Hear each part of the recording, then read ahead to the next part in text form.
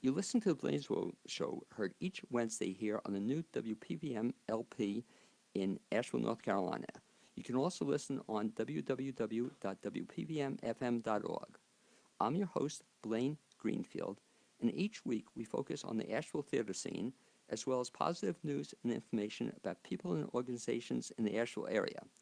And toward that end, it's my pleasure to introduce my first guest, Jenny Bunn, who is the Marketing Director of Asheville Community Theater. Welcome aboard, Jenny. Thanks so much, Blaine. Okay, and I should mention to our listeners that Jenny is the Marketing Director, as indicated, at Asheville Community Theater, where she manages all aspects of social media, advertising, and press relations.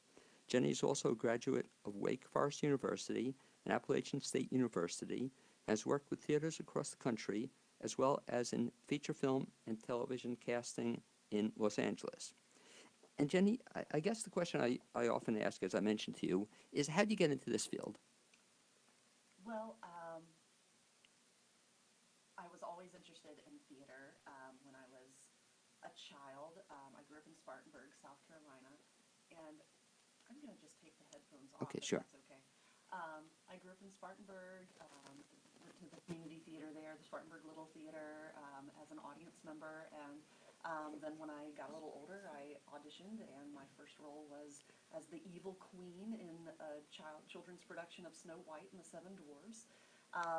And I was hooked. I did it in high school. My father was just always such a supporter of me doing theater, and my mother was as well. And so I just kind of kept with it, and that's what I majored in college, and then at some point just sort of switched into a little bit more into the administrative role rather than the performing role.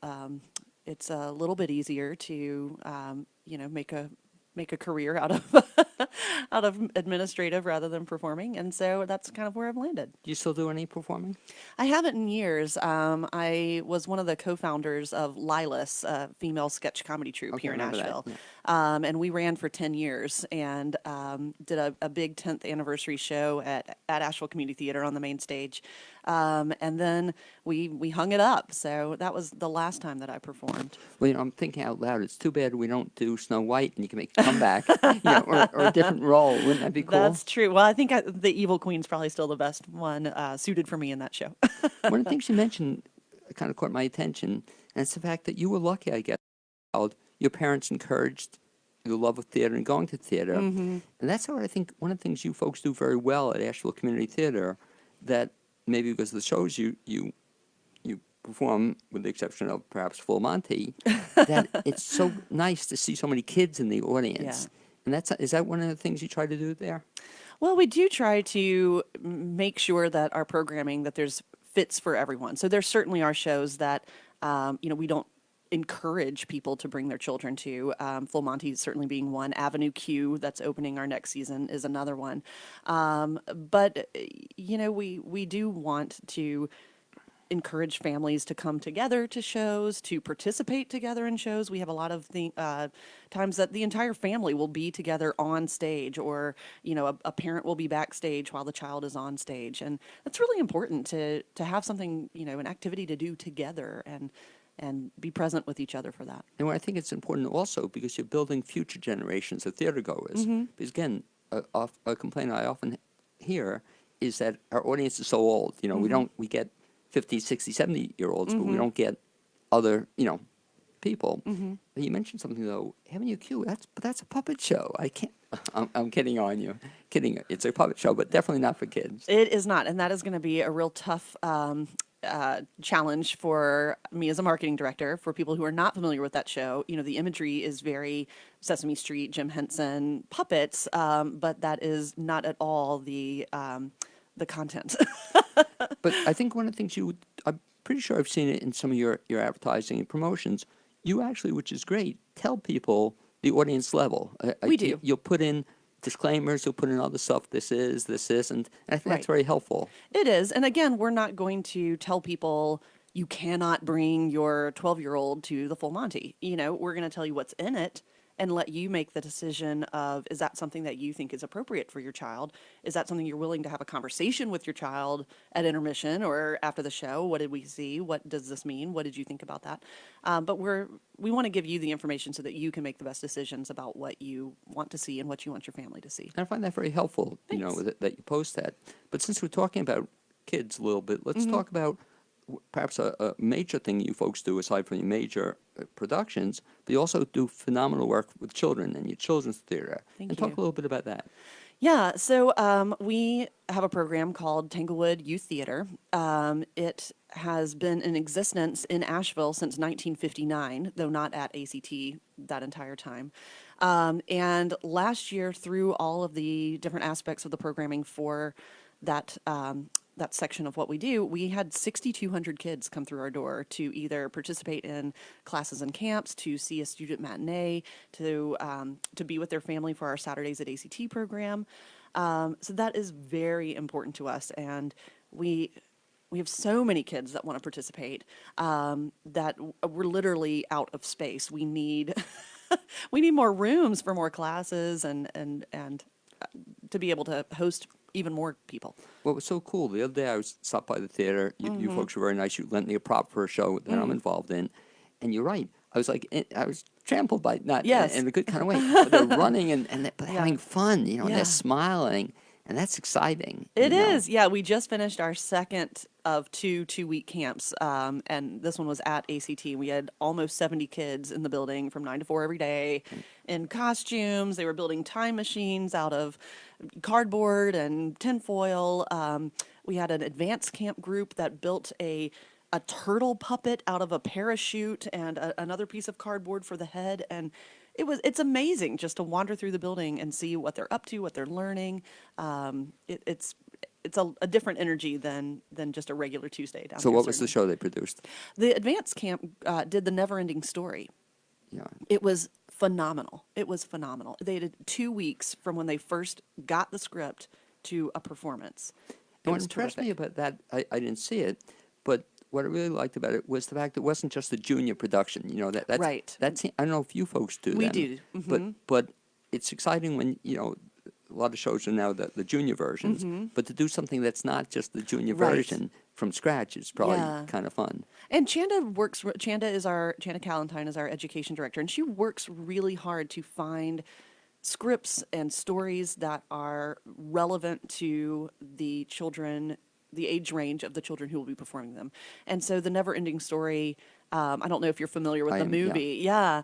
And so it's just the perfect story for these 12 to 17-year-old kids to be telling. It was so poignant and meaningful. And it almost reminds me of a Judy Garland, Mickey Rooney type film. Let's get together and put on a show. Yeah, But absolutely. from listening to you in 2 weeks that they do Yes. this, that's pretty impressive. It was totally impressive, and I mean, it just the absolute proving of the wonderful creativity of children in front of you on stage, that they have built these puppets, and the way that they're telling stories with fabric, and I mean things that they found at the theater, and it was beautifully done, beautifully done. Ties in also, Jenny, to the fact that you guys, I won't say are going through growing pains, you're in the middle of growing pains, but boy, are you making changes, since I've been here. And talk a little bit about how ACT has, I guess, evolved over the years. Sure. So ACT began in 1946. We had a group of citizens who met at the Langren Hotel, which is now where the AC Marriott Hotel is on the corner of College and Broadway. And they met and decided they wanted to put a theater in Asheville. They wanted to make sure that we had a little theater, community theater, and they created ACT. And so from 46 to 1972, ACT kind of moved all around town. We had performances in school auditoriums, in a beer warehouse that was condemned after a couple of seasons, before finally, raising the funds to build the permanent address where we are now. And even back in the 46, I wasn't around then, and maybe you weren't around then either, but there was also an obscure actor by the name of Charlton Heston was somehow involved in this. And he was obscure at that time, Was absolutely. he? How was he involved?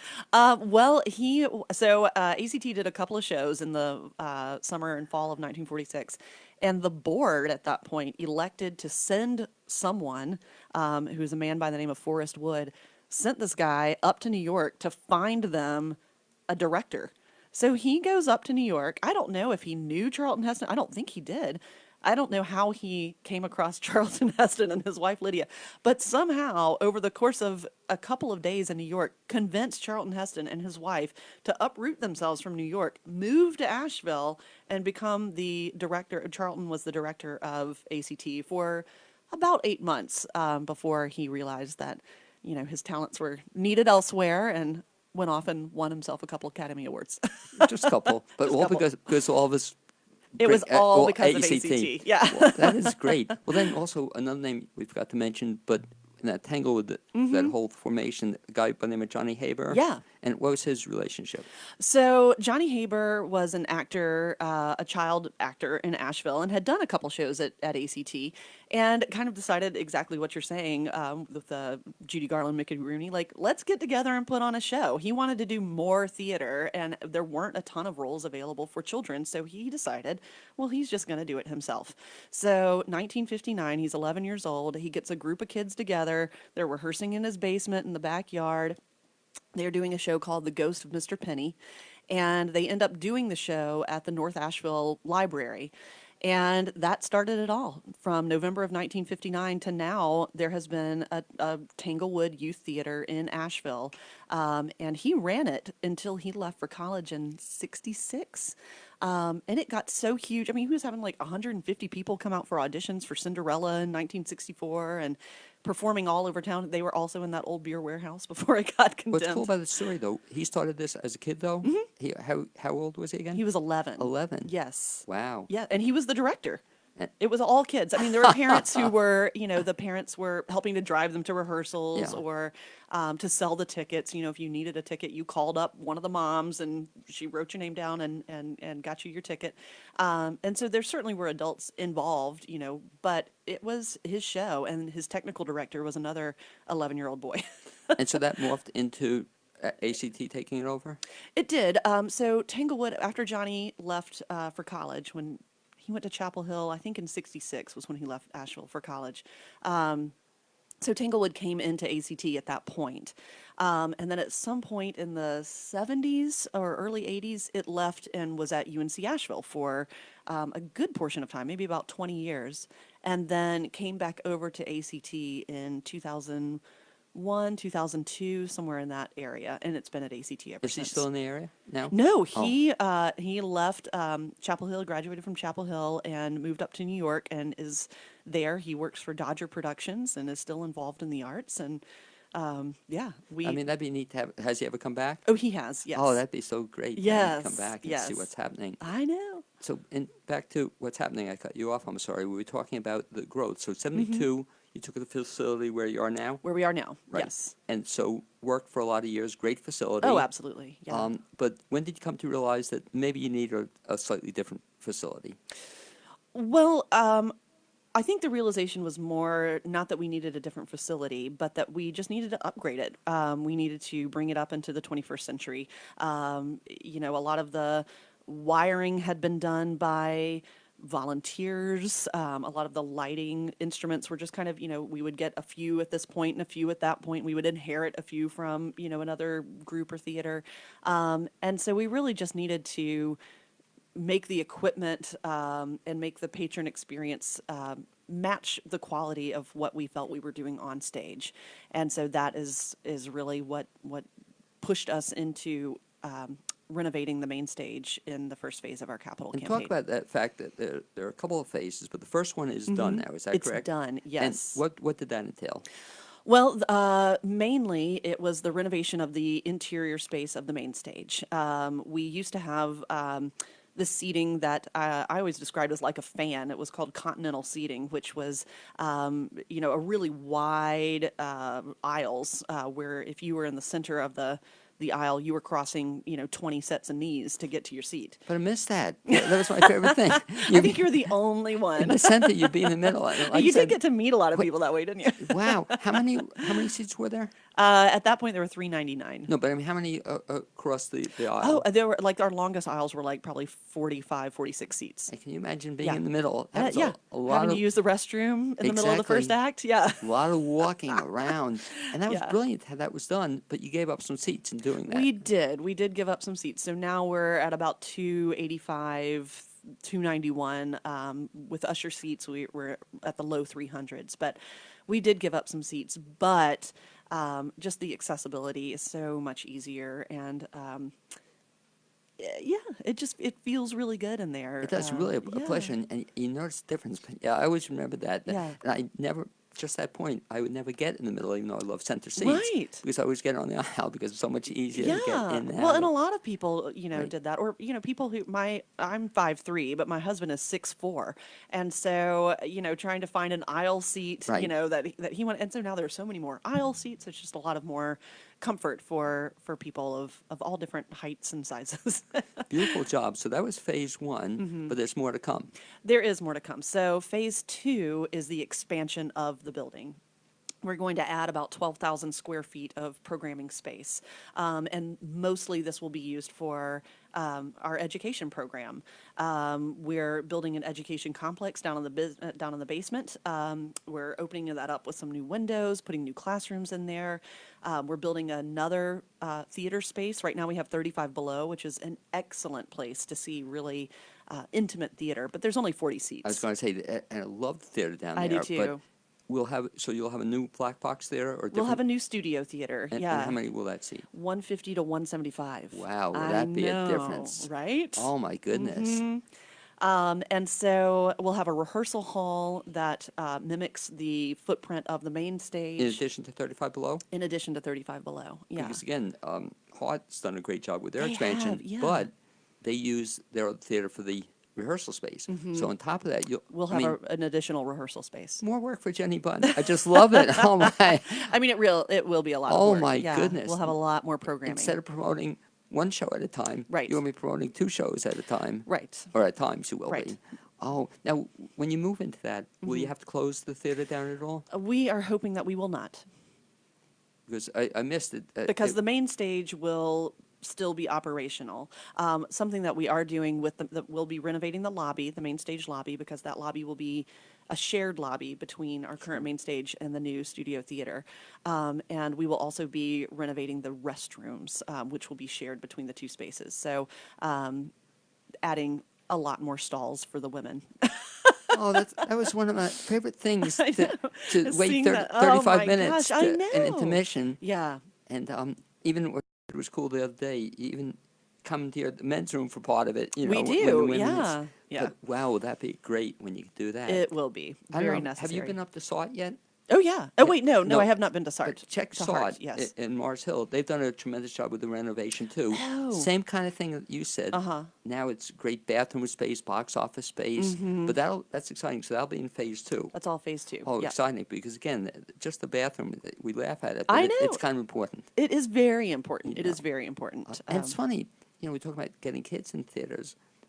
Most theaters, as I think about it, I just read an article about New York having the same problem, that the bathroom space is inadequate, and that's why it's interesting. I don't know if that was the reason, but a lot of shows went from 3 acts to 2 acts, because Yeah. 3 acts to get people in and out of bathrooms Yeah. twice was Right. tough. Yeah, you're there all night. And it's so strange. So when ACT was built in 72, the theater actually had over 400, it had maybe about 470 seats. And at some point there were some seats that were taken out to make the proscenium, the extension of the stage, come out a little further. But, so we think about that, like, how did those 4 restrooms accommodate, almost 200 more people? How is this? Yeah, anyway, we just don't know how they did it. Oh, well, interesting. So then we move from phase 2. That's very exciting. So we'll have Yes. it next year. Because thanks for sharing that. Because I had heard that part of it was going to be in phase 3. What's phase 3 about? There now is no more phase oh, 3. That's what it happened. That's what Great. happened. Yeah. So phase 2 is everything. Once we're done with that, then, Oh, then that's we won't be super. doing any more phases. And what's exciting, because I did miss ACT and was closed, what was it, for 6 months or something? Yeah. And I missed it. There were no shows at ACT. Well, we did still program in 35 Below. 35 Below. And we were so grateful to UNC Asheville, who gave Right. us space to do Peter and the Peter, Starcatcher yeah, over there, which which is- they've been a wonderful partner for us. Great. Oh, so no phase 3. I don't have to No look for. phase 3. You don't have to worry about it. Well, let's talk about other things I can look forward to. Yeah. And as you know, I look forward to everything you do. And it's just, the quality is just so incredible, be it the main stage or 35 Below, that I don't, it's just, I just love theater there. Talk a little bit about some of the shows you did this year, and then we'll segue into what's upcoming for next season. But I just saw, for example, Full Monty. I had fun with it. Good show. My wife was upset. I only got third row center. No. She wanted first row center. For real, no one ever sits in the first row Oh, no. by choice. And that one for the Full Monty, it was filled every night. Yeah, people say that. First row I was looking at the other day. Yeah. Not really bad. I mean, No, you he just was kind of have to fine. look up a little bit. But she wanted, so she brought her binocular, the opera glasses to get a good view. But fun show. Moving into the show I know nothing about. Upcoming show is what? It's The Groundling. It opens August 17th. We're actually doing the North Carolina premiere of this show, which is unusual for us. A lot of times we do shows that people have heard of. They've, if they haven't seen it, they've at least heard the title, or maybe there's a movie that they are familiar with that shares the same title. But The Groundling, oh, it's such a great show. It is such a good show. It is Reader's Digest version of it. Reader's Digest. Bob Malone is a landscaper in Long Island. He's in Manhattan for some reason. I can't remember the reason that he's in the city, but he wanders into a Shakespeare in the Park production, and he's never seen theater before, and he is blown away by it. He is magnified by it, and what he is seeing is Love's Labor's Lost. What he does is he goes home, he starts writing a play for his wife, and he hires the director from the Shakespearean play and the lead actress to come to his house and put on his play for his wife. And it's, we meet the wife. They are just at each other's throats all the time. They are so angry at each other and yelling.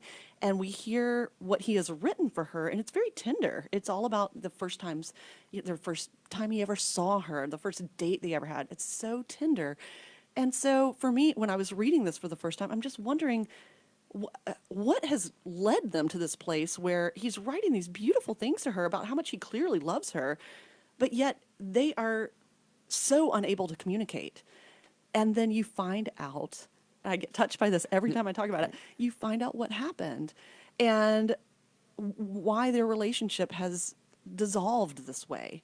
And what is so wonderful about it for me as a theater person is that he couldn't communicate with her, and they could not communicate until he saw this play, and he realized, I can write her a play. I can tell her what I need to say to her in a play, and he does. It's funny, you're telling that. I'm getting a chill just hearing this story. I know. And also I'm saying to myself, I'll take my wife to this. You should. Because I wasn't thinking I was going to. I would have caught it some night performance, but this sounds like a great play.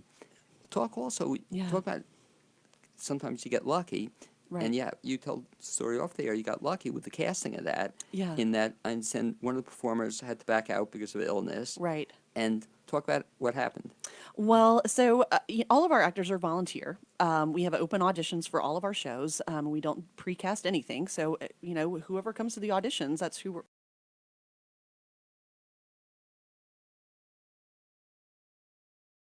With a cast of, maybe 50% people who have done something at ACT before and 50% of people who have never done anything at ACT before. So we love that the community just keeps building and growing. And so anyway, we had a young man who came out and auditioned. He had literally moved to Asheville the day before auditions, came out and auditioned, wanted to get involved, got the part, had chronic back pain.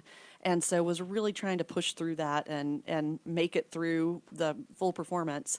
And about 3 weeks into rehearsal, he just realized he could not do it. He couldn't do it. So we had to emergency, who could do this? Who would we, who can step in? And as you know, there's so much theater going on in Asheville. And so to find somebody who's not doing something, at the moment is difficult. And we were so lucky to find that Scott Keel, who is a director and actor, just happened to be taking a little bit of time off. And so he stepped into this role of the director in the play is a man named Dodd. And so Scott, who is a Shakespearean actor and director, will be playing the role of Dodd, who is a Shakespearean director. I mean, that's talking about being Oh, catching for a real. break too. And you also have another person who's done Shakespeare, Mandy Yeah, Bean, is in Mandy it Bean. too. Yes. And just the two of them, just Yeah. Well, it's interesting. So, this show is about, Shakespeare in the Park, free Shakespeare in the Park, which we have an excellent group that does that here in town, Montford Park Players. And so Scott is involved with this cast now. Mandy is involved with this cast now. Haven Volpe, who was just in Robin by the way, Hood just and a in little bit about Ernest. Haven too. Amazing performer. Yeah. Especially I can't now. I'm glad you shared that too because I'm friendly with Haven, and he's I'll mention on the air, he's 16. Yeah. But he's only, guy 16, acts much older Oh, than, definitely. I He don't know, definitely in reads this much older play too. he is. He is. Well, he plays a college age But student. boy, does he hit it. What a Yeah, cast. I know. And then our returning people, we have and Jenny Fox too. I forgot to mention And I Jenny haven't Fox. seen Jenny in a lot of time. Yeah, Ralph Redpath is in the show, Wow. which he's coming back to the stage at ACT for the first time in I Right. don't know how long. A new actress named Kelsey is in the show, and then our lead is a man named Daniel, who this is his first time at ACT. He's usually a musical and a choral singer, and decided to come out and try out for it and got the part. Who's directing it? Betsy Puckett is directing it, Okay. who she's directed Santaland Diaries for us for a number of years. You probably know her from her Lazoom alter ego, right. Augusta Wind. Okay, right. Yeah, and she's somebody who, obviously gets comedy, has a real strong sense of what's funny and how to, bring the words on the page to life and make you laugh at them. Is this also a comedy? It is a comedy. It is a comedy until it's not. Oh, really? Oh, because he's describing, I was saying, wow. It is so funny. It's a comedy, and then you're going to get punched in the gut. Not literally. But it also points out one of the reasons I love going to theater at ACT, like you said, is I see some regulars, which I love, but then every show I'll meet somebody, Yeah. like a Haven Volpe or other people I've never seen before. And to the credit, we'll mention another famous person at ACT, of course, Gerry Crouch. And Gerry does, I think, a great job of that. Yes, he discovers does. people I've never seen. Right. And I give him credit, because every show Right. is making their ACT appearance. Yeah, yeah. And that's just the way it has to be. If you want to keep growing what you're doing, you have to keep involving new people. And I think we try to say when we post a cast list, these people are brand I new always to say us. that, Yeah. So I think that tells other people, you know what, I could come out and audition for it. This is not a closed off group that, that I don't know anybody, so I can't get in, or, these are brand new people who just walk in the doors the same as anyone else. And I've always wondered, too, some of the performers, do you ever have somebody who started in the kids' theater and worked their way up to and appear in the adult productions? sure, yeah. A lot of the kids who are coming through now are you'll starting to see them kind of getting the teen roles. So what first comes to mind is Graham Pedraza and Jack Anderson, who have been with us for years as little children, and they just were in 9 to 5. They switched Okay. back and forth I and remember it, yeah, did the role of the great. son. I start seeing kids that have come through and they've moved on to do other things. One of our alums is Robin Tynes, who came through our youth theater program. She was Dorothy in The Wizard of Oz for us back in when was that, 2005, something like that, when she was 15. She now is the artistic director of her own theater company in Charlotte, North Carolina. We have a girl, Bridget Russell, who came through our programming. She was in The Sound of Music. She sang I Am 16 Going on 17 on her 16th birthday on our main stage. And she was just on Broadway in an off-Broadway show. So our kids not only stick around and do stuff here, but also go out and spread that theater. And again, some of the Out and performances of the about. kids, I'm thinking also another one who you'll be hearing from in the future, Faith Creech, Oh, was so yeah. good, and Anne Frank. And fabulous. you'll see her, and Oh, I've yeah. seen her elsewhere. Yeah. Unfortunately, we're out of time, but let me ask you, Jenny, if anybody wants to find out information about the Groundling, Yes. or the upcoming season, or anything else about ACT, best bet is to do what? Well, probably through our website. Our website address is AshevilleTheater with an RE.org. Or you can just give us a call, go on Facebook, tweet us, whatever you want to do. We'll get back to you. Okay, and again, that's Asheville Theater with Mhm. re.org. Yep. And again, encourage people. You've encouraged me to see the groundling. Oh, you should. But, You absolutely should. but see anything else at ACT, you're going to have a good time. Thanks very much for being our guest this first half hour. Thank you, Blaine. I appreciate it. Okay, Jenny, great. And as our second guest works her way into the studio, let me just mention a couple of all the upcoming things happening in the Asheville theater scene. And one is the production of a play which I did get to see called Love Makes a Home. It's about the life of Rebecca Boone, and it's going to be happening on Thursday, August 2nd at 6 p.m. at the Orchard at Altapas, and that's in Spruce Pine, North Carolina. And for tickets, you can contact her information, Altapas Orchid, ORCHARD.org. In addition, there'll be a second production of something called the Happy Together Review, and that'll be taking place Sunday, July 29th at the Attic Salt Theater at 7 p.m.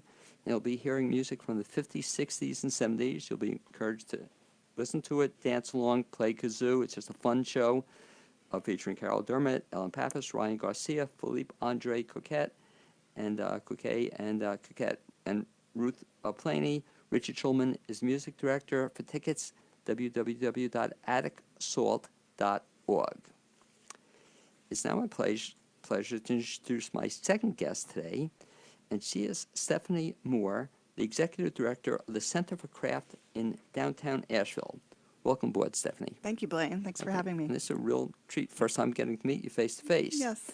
I should mention to our audience that during the last 5 years, Stephanie engaged the board and staff in critical discussions that paved the way for the center's relocation to downtown